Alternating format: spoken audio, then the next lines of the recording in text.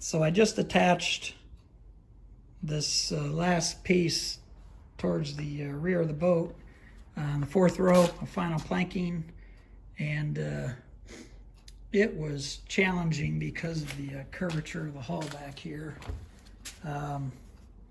You can see all the different kind of clamping I had to do, and just to get it to cup around that boat. And I wish there was some better way of doing this. I mean, I had to use this piece to push on that because it was just, the top edge was not wanting to go up flush the boat. And then back in here was okay. I mean, I was able to just use the washers. But back in here, you can see I had to have multiple ways of clamping. Of course, I do this in preparation and then get it all ready to go, and hopefully it works like my test run, which it sort of did. And I'll show you what happened in back here in a second.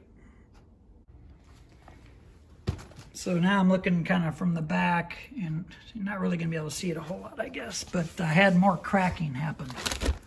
You can see there's evidence of one. I had two places that cracked, so this piece was trying to kind of bulge out like that where the crack happened, so I had to put this extra board here just carefully. You have to be careful, and to get that kind of pushed back in, and I think it'll be fine once it all cures. And you can see all the clamping I had to do. I've got these 2x2s that are screwed into the bottom, and of course couldn't do it without that. And then that one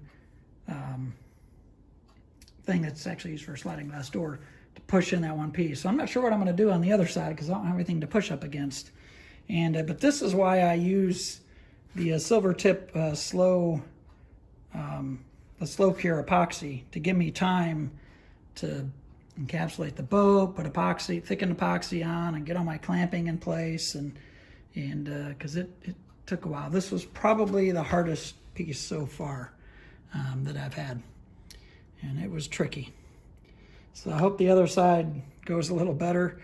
And these are the last two, this piece, and I've got one on the port side. And once I get those done, those will be the hardest ones as far as I can tell. The rest should go much smoother because the side of the boat, even towards the back, this last piece, basically it's around the water line and towards the bottom, it's fairly flat on both sides.